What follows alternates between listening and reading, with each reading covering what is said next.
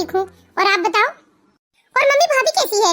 मैं ना उनको फोन लगाने ही वाली थी, लेकिन वो अचानक कोई काम याद आ गया तो मैं उन्हें फोन लगाना भूल गई। अगर बात खत्म हो गई हो तो थोड़ा मुझ पर भी ध्यान दे दो। अच्छा ठीक है मम्मी, रखती हूँ मैं। यह क्या तरीका है अवधेश जी? मैं मम्मी से बात कर ही रही थी, उनका फोन चालू था। सोचिए उन्होंने आपकी बात सुन ली होगी, कैसा लगेगा उन्हें? क्या कैसा लगेगा? थोड़ी शर्म तो आएगी उन्हें। जब देखो तब बस बेटी की ससुराल में ताक झाक करते रहती हैं। पता नहीं क्या सोचती हैं कि कुछ नमक मिर्ची पता चल जाए तो उनको सुकून मिले। पता नहीं कैसे लोग हैं, बस बेटी की निजी जिंदगी के बारे में पता करने की कोशिश ही करते रहते हैं। जब देखो तब हमारे घर में तुम्हारे भैया भाभी और माँ की ताका झाकी लगी रहती है। इधर सुबह हुई नहीं और तुम्हारे मोबाइल की घंटी बजने लगती है, और सुबह से जो चालू हो तो मैं शाम को ऑफिस से भी आ जाता हूँ तो तुम अपनी मम्मी से बातचीत में ही लगी रहती हो। मुझे तो लगता है कि घर की महिलाओं को ना मोबाइल देना ही नहीं चाहिए। सारी समस्याओं का जड़ यह मोबाइल ही है। आज हमारी शादी को 3 महीने हो गए। मुझे लगा कि तुम आज समझोगी, कल समझोगी, परसों समझोगी, लेकिन नहीं। बस तुम तो अपने भैया भाभी और मम्मी में ही उलझी रहती हो। और कभी ज्यादा हो गया तो तुम्हारी मौसेरी बहन का, कभी चचेरी बहन का, तो कभी फुफेरी बहन का बस फोन ही आते रहता है घर में। कैसी बात कर रहे हैं अवधेश जी? क्या मेरे मम्मी पापा ने मेरी शादी कर दी तो उनसे मेरे सारे रिश्ते नाते खत्म हो गए? क्या वह मेरे बारे में नहीं जान सकते कि मैं ससुराल में क्या कर रही हूँ, कैसी हूँ? मुझे कोई समस्या तो नहीं है? क्या यह उनका अधिकार नहीं है कि वो अपनी बेटी के बारे में जाने?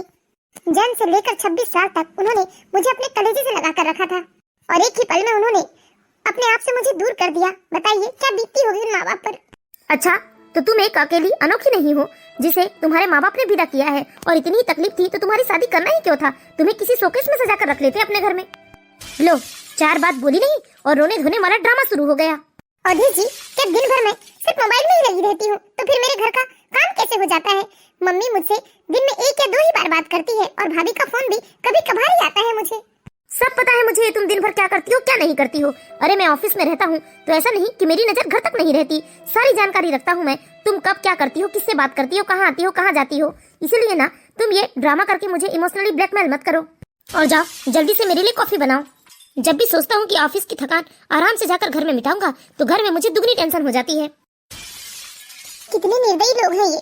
इन लोगों के लिए मैंने अपना सब कुछ त्याग दिया, अपने सपने, अपने पहनने की इच्छा, अपने खाने की इच्छा, और पूरे वक्त बस इनकी देखभाल ही करते रहती हूँ, इनके घर को संवारते ही रहती हूँ।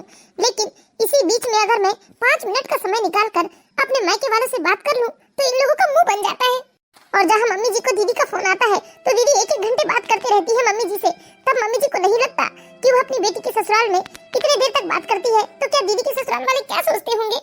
ऐसा लगता है जैसे सारे नियम कानून बस मेरे ही लिए बने हैं। मम्मी जी के सामने मैं अपने मोबाइल को हाथ तक नहीं लगा सकती। मुझे कुछ देखना होता है मोबाइल में तो किसी बहाने से मुझे कमरे में आना पड़ता है। छुप छुप कर मोबाइल देखती हूँ मैं, जैसे मोबाइल न देखकर कोई गुनाह कर रही होंगी। और उधर मम्मी जी आराम से सोफे में पसर कर दिन भर कभी किसी को वीडियो कॉल करती है तो कभी किसी से वॉइस चैटिंग ही करते रहती है। मम्मी, आपका चेहरा क्लीन नहीं दिख रहा है, क्या नेटवर्क नहीं है वहाँ? हाँ बेटा, लगता है नेटवर्क की ही समस्या है। अच्छा, अब क्लीन दिख रहा है। और बताओ मम्मी, भाभी क्या कर रही है? अरे क्या करेगी, अपनी माँ के साथ फोन में लगी होगी। अरे धीरे धीरे बेटी की शादी को 3 महीने हो गए, लेकिन अभी भी माँ की ताका झाकी बंद नहीं हुई है। बस कोई भी टाइम अपनी बेटी को फोन ही करते रहती है। जरा सा कभी कुछ बोलो तो कहती है कि मेरी मम्मी को मेरी चिंता होती है। अच्छा, ऐसे कौन सा परदेश चली गई है उनकी बेटी ब्याह कर जो उन्हें इतनी चिंता होती है? शादी के पहले तो उनकी मम्मी संस्कारों की बड़ी बड़ी बातें करती थी, और अब क्या हो गया जो बेटी के ससुराल में ताका झाकी कर रही है? अच्छा ठीक है बेटा लाली, रखती हूँ मैं, फिर तुझे बाद में कॉल करती हूँ। ठीक है मम्मी, बाय बाय। देखा उदेश, मैं तेरी बहन से बात करती हूँ तो 5 मिनट से ज्यादा बात नहीं करती हूँ। मुझे लगता है कि मेरे बात करने के चक्कर में उसके ससुराल में उसका कोई काम छूट ना जाए, या उसके सास ससुर उससे नाराज ना हो। और एक तुम्हारी सास है जो 24 घंटे बस बेटी से यही की जानकारी लेते रहती है। वो तो अपने घर में कम ध्यान देती है और हमारे घर में ज्यादा ध्यान देने लगी है। मैं तो कहती हूँ कि तू अगले महीने जब अपने ससुराल जाएगा ना तो यह बात अपनी सास से जरूर कह देना। नीलम, कब से तुम वहाँ खड़ी हो? लगता है पूरी चाय ठंडी हो गई होगी। अरे बेटा, ये हम माँ बेटी की बातें सुन रही थी ना, इसलिए तो वहाँ आकर खड़ी थी। नहीं मम्मी जी, मैं आपकी बातें नहीं सुन रही थी। वो हमारी बातें नहीं सुन रही थी तो फिर अपनी मम्मी के बारे में सोच रही होगी। क्यों? क्योंकि पूरा ध्यान तो तुम्हारा मायके में ही लगा रहता है। अगर मायके से इतना मुंह बांध कर रखोगी ना तो ससुराल में कभी किसी को खुश नहीं रख पाओगी, अपने लिए कोई जगह नहीं बना पाओगी, बस तुम मायके की होकर रह जाओगी। हमें देखो, मजाल है कि हम महीने में 4 बार भी अपने मायके में फोन लगा ले। मम्मी जी, मैं 5 मिनट अपनी मम्मी से बात कर लेती हूँ तो ऐसा क्या बिगड़ जाता है? और वैसे भी मेरी मम्मी यहाँ की कोई चुगली या कोई ऐसी बातें नहीं पूछती है, सिर्फ वो मेरे बारे में पूछती है कि मैं कैसी हूँ। और सिर्फ इतना पूछ लेने से क्या बिगड़ जाता है जो आप लोग दिन रात बस मेरी मम्मी या भाभी भैया के ही बारे में बोलते रहते हैं। देखा हो दिस, अब तुम्हारी सास ने अपनी बेटी को जबान लड़ाना भी सिखा दिया है। इन 3 महीनों में तो कभी इसने जवाब नहीं दिया, लेकिन अब जवाब दे रही है। मतलब इसकी माँ सिखा रही है ना इसे। नीलम, मुझे तुमसे ऐसे जवाब की उम्मीद नहीं थी। अरे अपने से बड़ों से इस तरह से जवाब दिया जाता है क्या? और वैसे भी माँ कौन सी गलत बात कह रही है? ठीक तो कह रही है, क्योंकि मैं जब भी आता हूँ तो तुम्हें तुम्हारी माँ से बात करते ही देखता हूँ। नीलम, तुमने मेरे सवालों का जवाब नहीं दिया। देख लो अवधेश, देख लो, ये अपनी माँ की सिखाई हुई है, इसलिए ऐसी नौटंकी कर रही है। नहीं तो ये शुरू में ना बहुत अच्छी थी, जी जी जी करके सबकी बात मानती थी, लेकिन आजकल तो यह किसी से सीधे मुंह बात नहीं करती। देखो ना तुमने कैसे चाय पटक कर चली गई यहाँ से। देख बेटा, अगर तूने अभी से बहू की लगाम कस के नहीं रखा ना तो बाद में तुझे बहुत तकलीफ होने वाली है। शारदा, ये कैसी शिक्षा दे रही हो तुम अपने बेटे को? अरे आप घर में रहते कहाँ हैं? आपको तो रिटायरमेंट के बाद अपने बुढ़े दोस्तों से फुर्सत नहीं मिलती है। मालूम भी है घर में क्या हो रहा है। 24 घंटे बहू की माँ हमारे घर की ताका-झाकी कर रही है। यहाँ की एक न्यूज लेती है फोन करके हर मिनट में। अगर हमने समय रहते बहू को नहीं रोका ना तो एक दिन ऐसा न हो कि बहू इस घर को कभी घर नहीं बना पाएगी और ना ही वो हम लोगों से कोई रिश्ता जोड़ पाएगी। आप ही बताइए ना, अगर बहू शादी के बाद अपने मायके वालों से ही चिपकी रहेगी तो ससुराल वालों से क्या खाक रिश्ता बनाएगी? हमारे दिल में जगह बनाने के लिए उसे हमारे लिए समय भी तो निकालना होगा ना। वह तो पूरे टाइम बस माँ भैया भाभी ऐसा ही करते रहती है। लक्ष्मी, ऐसा नहीं है, बहू यहाँ की भी जिम्मेदारी बखूबी निभा रही है। तुम कुछ ज्यादा नहीं सोच रही हो। वैसे भी बहू को यहाँ आए ज्यादा समय नहीं हुआ है, माँ बाप को चिंता तो होती होगी ना।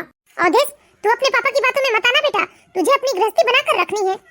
अब देख, मैं तेरी माँ हूँ और मैं नहीं चाहती कि कल को तेरी गृहस्थी तेरी मुट्ठी से निकल जाए, इसलिए ना मैं तुम्हें सही सलाह दे रही हूँ। अगर मेरी बात मानोगे तो अपनी गृहस्थी में हमेशा खुशहाल रहोगे, वरना अपने बुआ के बेटे का हाल तो देख ही रहे हो। पत्नी का गुलाम बन गया है, बस उसके आगे पीछे ही घूमते रहता है। उसके बाद भी उसकी पत्नी खुशी नहीं रहती, जब देखो तब डेरा डंपर लेकर मायके में ही पड़ी रहती है। तुम ले देख कर किशोर की बात क्यों करती हो? जरूरी नहीं कि जो किशोर की जिंदगी में हुआ वह हमारे अवधेश की जिंदगी में भी हो। मेरी बहू और मेरी बहन की बहू में जमीन आसमान का फर्क है लक्ष्मी, समझने की कोशिश करो तुम। वह तो आपकी बहू अभी तक मेरे कंट्रोल में है, इसीलिए आप मेरी बहू कर रहे हो। जिस दिन मैंने अपनी निगरानी छोड़ दी ना उस दिन वह भी बंटाधार हो जाएगी। नीलम के ससुर बहुत अच्छे थे, वह हमेशा नीलम को सपोर्ट करते थे, लेकिन वही नीलम की सास लक्ष्मी, वह हमेशा नीलम के ऊपर कड़ी निगरानी रखती थी। वह हमेशा यह देखते रहती थी कि नीलम हर पल घर में क्या कर रही है। जब तक नीलम घर के काम काज करती तब तक तो लक्ष्मी जी नीलम से कोई वार्तालाप नहीं करती, कोई शिकायत नहीं करती। लेकिन जैसे ही घर के काम काज खत्म करने के बाद नीलम अपने मायके वालों से या किसी से भी फोन पर बात करती तो लक्ष्मी जी टोका टाकी करना शुरू कर देती। असल में अवधेश और नीलम की शादी के दौरान कुछ आपसी मतभेद हो गए थे, जिसके चलते लक्ष्मी जी नीलम की माँ को जरा भी पसंद नहीं करती थी। तोड़ दूंगी इस मोबाइल को।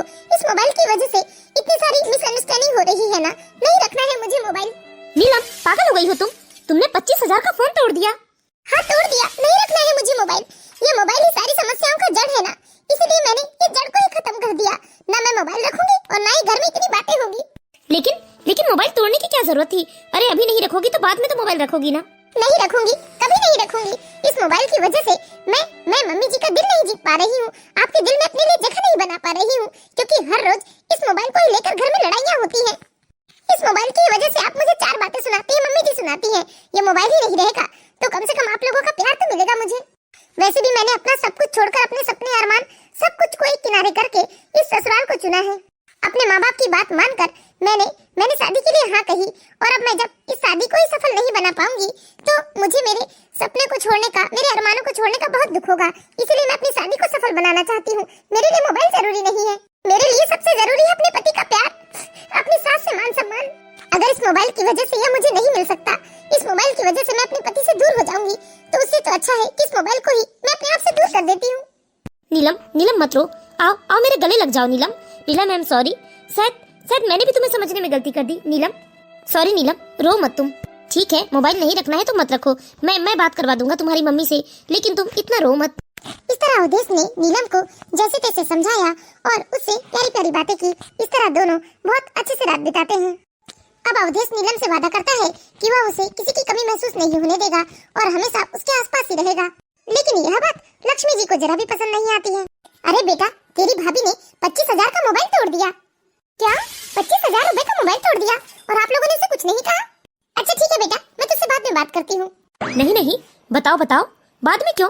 यहाँ की पूरी खबर अपनी बेटी के ससुराल में बताओ और शिकायत बहू से करो। कैसे पिता है आप? अरे आप लाली के पिता हैं या दुश्मन हैं? मैं जरा दो शब्द यहाँ की बात बता भी दी तो क्या बिगड़ गया? वैसे भी लाली इस घर की बेटी है, यहाँ की बात जानना उसका पूरा अधिकार है। माँ। हाँ बेटा, क्या हुआ? माँ, मैं और नीलम आज मूवी देखने जा रहे हैं और रात का खाना भी हम लोग बाहर से ही खाकर आएंगे। अरे बेटा, ये सब बेकार में खर्च करने की क्या जरूरत है? वैसे भी आज तुम 2 हो और कल 3 हो जाओगे, तो तुम्हें आने वाले बच्चे के बारे में भी ना सोचना चाहिए और उसके लिए थोड़ी बहुत पूंजी तो जमा करना ही चाहिए। क्या बात कर रही हो लक्ष्मी? अभी कोई तीसरा आया नहीं है और तीसरा के आने के बारे में सोचकर क्या अभी दोनों अपनी जिंदगी को बोरिंग बना ले? आप तो ऐसे बता रहे हैं जैसे आप मुझे साल में 365 दिन मूवी लेकर जाते थे। बेटा, तुम अपनी मम्मी की बात मत सुनो और जाओ तुम बहू के साथ बाहर से घूम फिर कर आओ। ठीक है पापा? ठीक नहीं कर रहे हैं आप, बिल्कुल ठीक नहीं कर रहे हैं। अगर ऐसी दखल अंदाजी करते रहे ना आप छोटी छोटी बातों में, तो एक दिन सच में बहू हमारी मुट्ठी से निकल जाएगी और हम लोग बस आंखें फाड़े देखते रह जाएंगे। निकल तो जाएगी बहू मुट्ठी से जरूर, लेकिन उसे इस तरह से छूट देने से नहीं, बल्कि मुट्ठी में कैद करने से। धीरे धीरे 1 हफ्ते का समय बीत जाता है और नीलम ने मोबाइल को अपने आप से दूर ही कर दिया था। नीलम और अवधेश एक दूसरे के साथ बहुत खुशी खुशी रह रहे थे, लेकिन यह सब लक्ष्मी जी से बर्दाश्त नहीं हो रहा था। उन्हें लग रहा था कि उनका बेटा उनकी मुट्ठी से निकल रहा है। नहीं होने दूंगी, ऐसा तो मैं बिल्कुल नहीं होने दूंगी। मेरा बेटा मेरी मुट्ठी से निकल जाए, ना ना ना ना, ये सब तो नहीं होगा। हे भगवान, सब ठीक तो है ना? नीलम का हफ्ते भर से फोन नहीं आया है। मेरा जी तो बहुत घबरा रहा है, कोई बात तो नहीं हो गई होगी। हाँ मम्मी जी, दीदी तो सोशल साइट में भी नजर नहीं आती। पहले तो कभी कभी वह व्हाट्सएप या फेसबुक में या कभी इंस्टा में ऑनलाइन दिखती थी, लेकिन हफ्ते भर हो गए वह ऑनलाइन दिखती ही नहीं। हाँ बहू, क्या करूँ, कुछ समझ में नहीं आ रहा है। क्या दामाद जी को फोन करके पूछ लूँ? हाँ मम्मी जी, पूछ लीजिए ना, लेकिन मुझे कुछ ठीक भी नहीं लग रहा है, क्योंकि लास्ट टाइम जब मैं नीलम से बात कर रही थी तो दामाद जी बहुत गुस्से में बात कर रहे थे। लेकिन मम्मी जी, एक बार तो फोन लगाकर पूछना ही पड़ेगा ना कि सब ठीक है या नहीं। ठीक है बेटा, मैं फोन लगा लूंगी। यह क्या, बेटी ने फोन तोड़ दिया? तो अब सास का फोन दामाद के नंबर पे आने लगा। अभी फोन उठाकर इनको सुनाती हूँ। हेलो, नमस्ते समधन जी, कैसी हैं आप? अरे हमें क्या होगा, हम तो ठीक हैं, और आप बताइए। वो हफ्ते भर हो गए, नीलम का फोन नहीं आया है, सब ठीक तो है ना? अच्छा, ठीक ना होगा तो क्या आप आकर ठीक कर देंगी? अरे ये कैसी बात कर रहे हैं बहन जी, क्या किसी बात की नाराजगी है आपको? अब नाराजगी क्या रहेगी, जो होना था शादी ब्याह में वह तो हो गया, अब हमें झेलना तो पड़ेगा सब कुछ। आप क्या कह रही हैं, मुझे कुछ समझ में नहीं आ रहा है। नहीं नहीं ठीक है, आपका ही बढ़िया है। रुकिए, अभी मैं आपके दामाद जी को फोन देती हूँ। अवधेश, अवधेश। क्या हुआ माँ? यह लो, समधन जी का फोन आया है। कह रही है कि उनकी बिटिया का फोन नहीं आया है तो उन्हें बहुत टेंशन हो रही है। वह ठीक है या नहीं, जाकर बात करवा दो, उनकी बेटी सही सलामत है। अरे माँ धीरे, फोन चालू है। फोन दे बहू को और तू यहाँ आ जल्दी। हाँ माँ। हद हो गई है, तो अब दामाद के नंबर पर फोन आने लगा। हद हो गई है तो बेशर्मी की, अब बेटी ने मोबाइल बंद कर दिया तो दामाद के नंबर से ताक-झाक करना चालू कर दी तुम्हारी सास ने। देख बेटा, अपनी गृहस्थी बचाना चाहता है, तू अपनी गृहस्थी किशोर की तरह नहीं बनाना चाहता है, तो तू अभी भी मेरी बात मान ले। इस तरह लक्ष्मी जी ने एक बार फिर से अपने बेटे को खूब बहू के खिलाफ भड़काया और इस बार फिर से अवधेश भी अपनी माँ की बातों पर आ गया और फिर से अपनी पत्नी पर नाराजगी जताने लगा। हाँ मम्मी, ऐसी कोई बात नहीं है, बस वो ना मेरा मोबाइल खराब हो गया था इसीलिए। नहीं मम्मी, यकीन कीजिए ना, मेरा सब कुछ ठीक है। अच्छा ठीक है मम्मी, आपकी तबीयत तो ठीक है ना? ठीक है बेटा, लेकिन देखो कम से कम दिन में एक बार तो फोन लगा ही लिया करो। ठीक है मम्मी, रखती हूँ मैं। मम्मी थी, चिंता हो रही थी उनको कि मेरा फोन क्यों नहीं लग रहा है। अच्छा, सब मालूम है, तुम्हारी मम्मी को चैन नहीं मिल रहा है क्योंकि उनकी आदत जो हो गई है यहाँ की खबर लेने की। कैसी बात कर रहे हैं आप? अरे वो मम्मी है मेरी, और पिछले 1 हफ्तों से मेरा मोबाइल नहीं लग रहा है, तो थोड़ी बहुत तो चिंता होगी ना उन्हें। इतनी चिंता हो रही थी तो आकर मिल लेती ना। आपको क्या हो गया है जी? कल तक तो आप कितने अच्छे से रह रहे थे मेरे साथ, लेकिन आज फिर से आप वही पुरानी आदतें अपना रहे हैं। हाँ, क्योंकि कल तक तुम्हारी माँ ने हमारे घर की कोई खबर नहीं पूछी थी, लेकिन उनकी हिम्मत तो देखो, बेटी का मोबाइल बंद है तो दामाद के मोबाइल से घर की जानकारी ले रही है वो। ऐसा मत बोलिए जी, मैं पूरी कोशिश कर रही हूँ आपके साथ अच्छे से रहने की, सबको खुश रखने की, लेकिन क्या मम्मी के एक फोन से ऐसा क्या हो जाता है आप लोगों को जो आप लोग ऐसा व्यवहार करने लगते हैं? क्योंकि ना मुझे जरा भी पसंद नहीं है कि कोई हमारे घर में ताक झाक करे, हमारे घर की सुख शांति भंग करे, और तुम्हारी मम्मी का तो एक ही काम है, हमारे घर की सुख शांति भंग करना। अब मैं भी तुम्हारी तरह के अपना मोबाइल बंद रखूं या उनका नंबर ब्लैक लिस्ट में डाल दूं? मेरा यकीन कीजिए, मेरी मम्मी ऐसी वैसी कोई बात नहीं करती है मुझसे, सिर्फ यही पूछती है कि मैं कैसी हूँ। हाँ, तो हमने तो तुम्हें सजा देकर रखी है, हमने तुम्हारा खाना पीना बंद कर दिया है, जो तुम्हारी माँ को तुम्हारी इतनी चिंता हो रही है। उनको भी ना चैन नहीं है। अरे बेटी की शादी कर दी, विदा कर दिया, अब चैन से रहना चाहिए ना अपने घर। और जब इतनी ही चिंता वाली थी तो अपनी बेटी की शादी ही ना करती। अवधेश जी। पापा यह क्या तरीका है बेटा? हमने तुम्हें ऐसे संस्कार तो नहीं दिए कि अपनी पत्नी से तुम इस तरीके से बात करो। देखिए ना पापा, मम्मी जी को जरा भी चैन नहीं है, वह यहाँ की एक एक खबर लेती हैं। बताइए क्या ऐसा करना सही है? बेटा, नीलम उनकी बेटी है, उन्हें उनकी चिंता तो होना लाजमी है ना। लेकिन पापा, हम नीलम को ऐसा कौन सा दुख दे रहे हैं जो उनकी मम्मी इतना चिंता करती है? बेटा, यह जरूरी तो नहीं है कि उनकी बेटी तकलीफ में हो तभी वो अपनी बेटी का हालचाल पूछे। अच्छे भले का भी तो हालचाल लिया जाता है ना बेटा। देखो बेटा, तुम्हारी मम्मी भी तो तुम्हारी दीदी से बात करती है ना, उसका हालचाल पूछती है, तो यह गलत क्या है तुम्हारी नजरों में जो तुम हर बार बहू से इस तरीके से बात करते हो? बेटा, अपने शादीशुदा जिंदगी में तुम लोग खुश रहने की कोशिश करो। अभी तो तुम लोगों की जिंदगी शुरू हुई है और शुरुआत में ही तुम इतनी खटपट करोगे तो फिर कैसे सामंजस्य बिठा पाओगे आगे?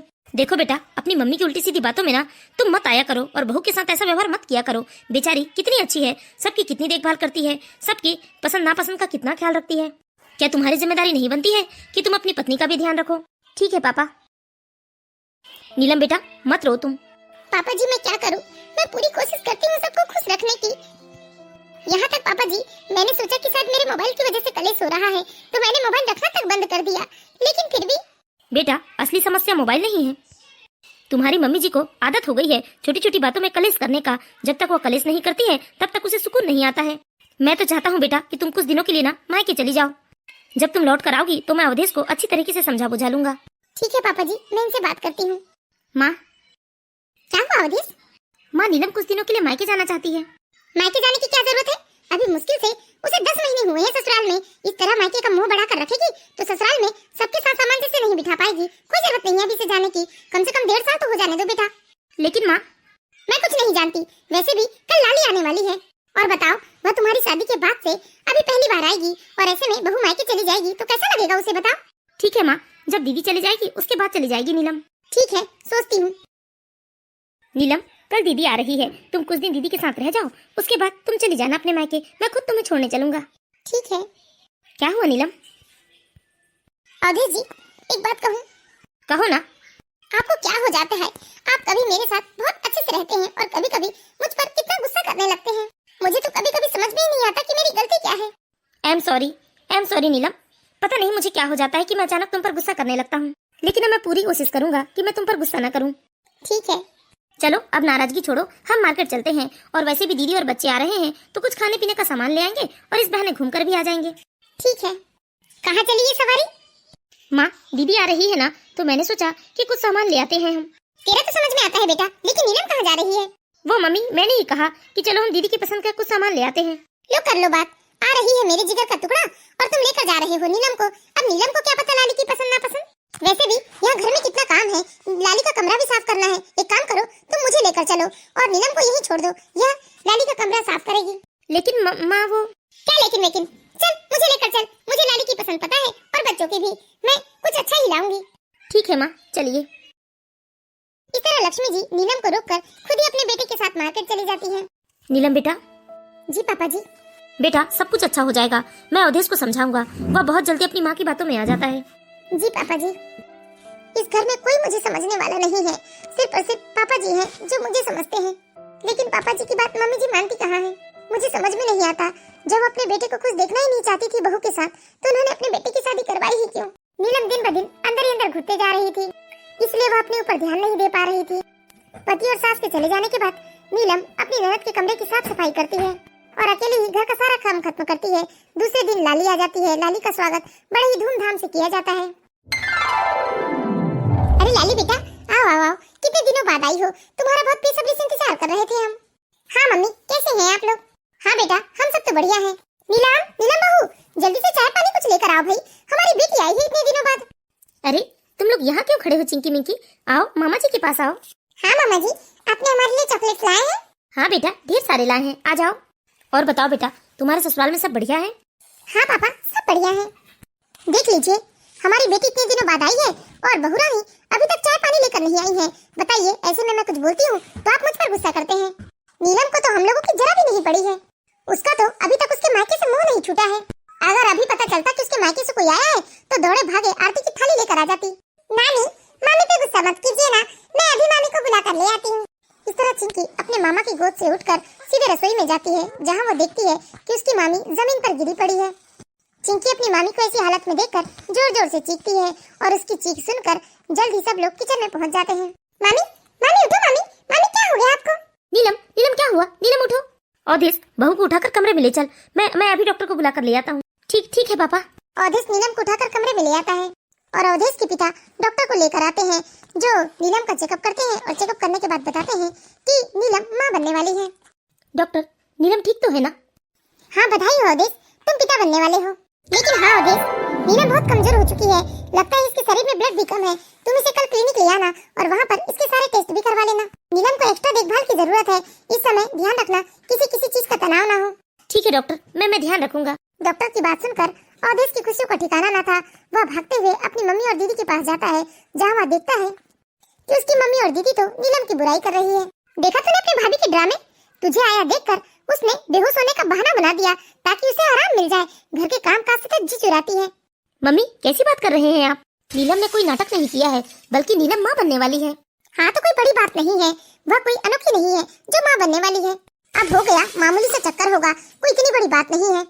बेटा, यह तो तुमने बहुत ही अच्छी खबर सुनाई है। खबर सुनकर तो दिल खुश हो गया। देखो, अब बहू को ना एक्स्ट्रा देखभाल की जरूरत है।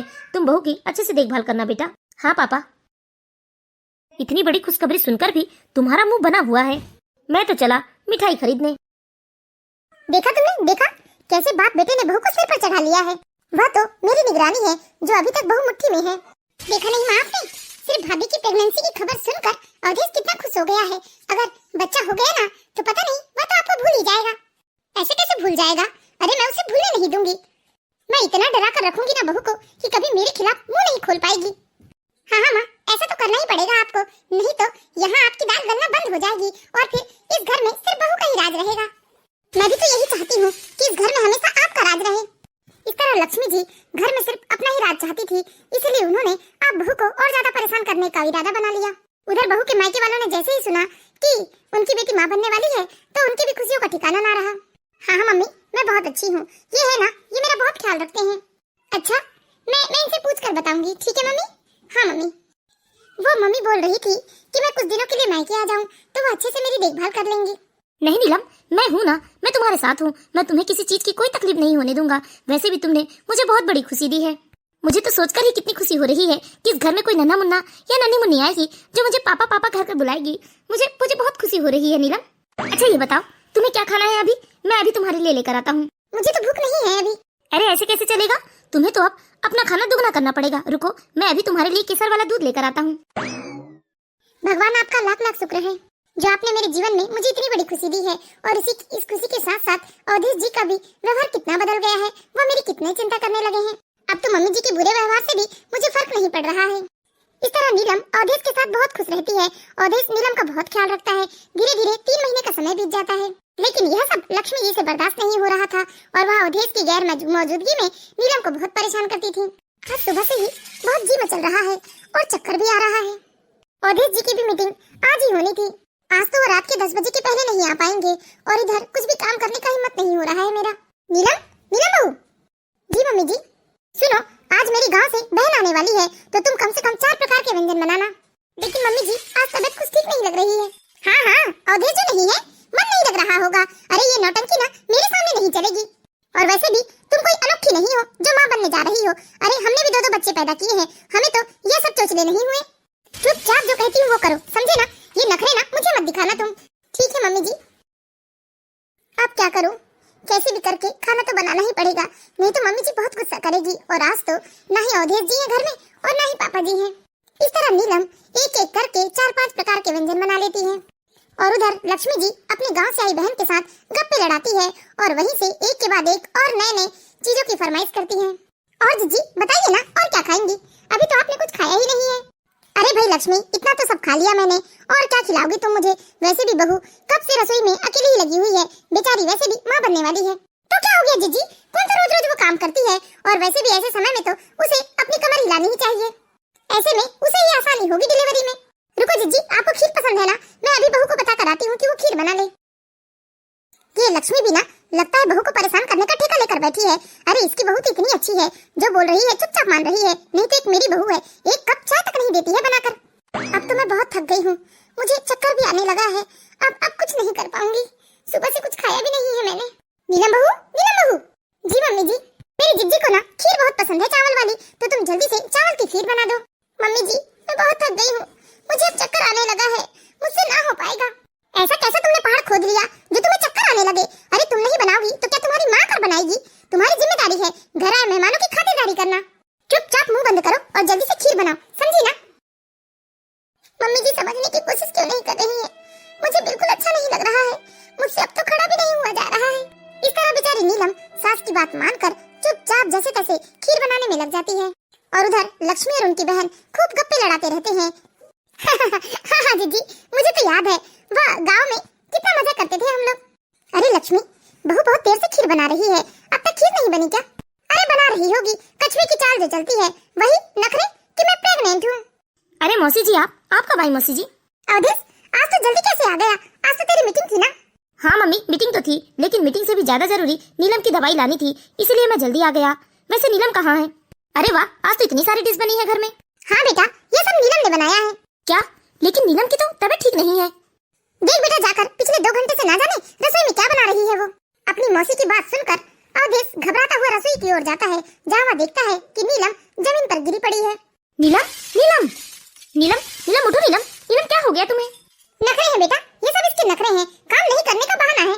बस करो माँ, आपको कल से मालूम है ना कि नीलम की तबीयत ठीक नहीं है और आपने उसे रसोई में लगा रखा है, वह भी इतना सारा खाना बनाने। तो इसकी वजह से अपनी माँ को आग दिखा रहा है अवधेश।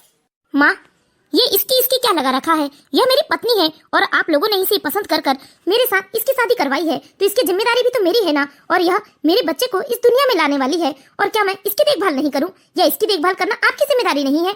इसने सुबह से कुछ खाया है या नहीं यह भी आपको नहीं मालूम, लेकिन आप इसे सुबह से रसोई में लगा कर रखी है।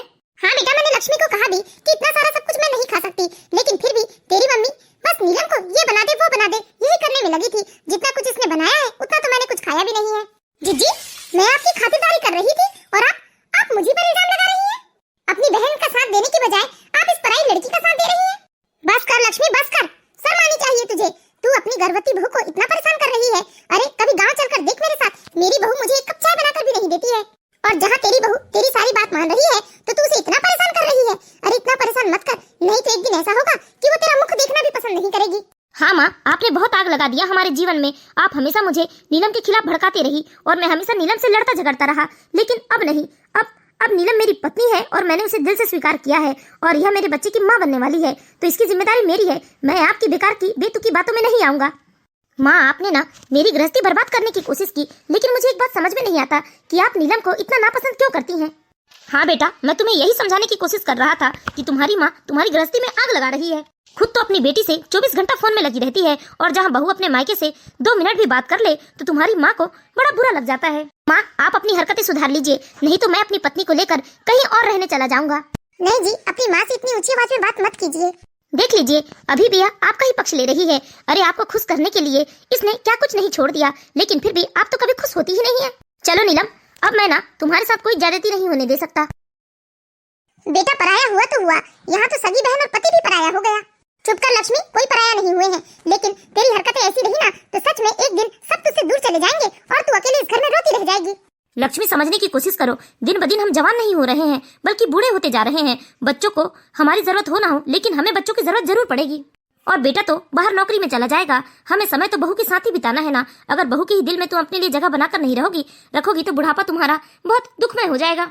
हाँ हाँ जीजा जी बिल्कुल ठीक कह रहे हैं, अभी भी समय है, समझ जाओ और अपने व्यवहार को बदल लो। लक्ष्मी जी को उनके पति और बहन ने खूब समझाया, तब कहीं जाकर लक्ष्मी जी को बात समझ में आई और उन्हें अपनी गलती का एहसास हुआ।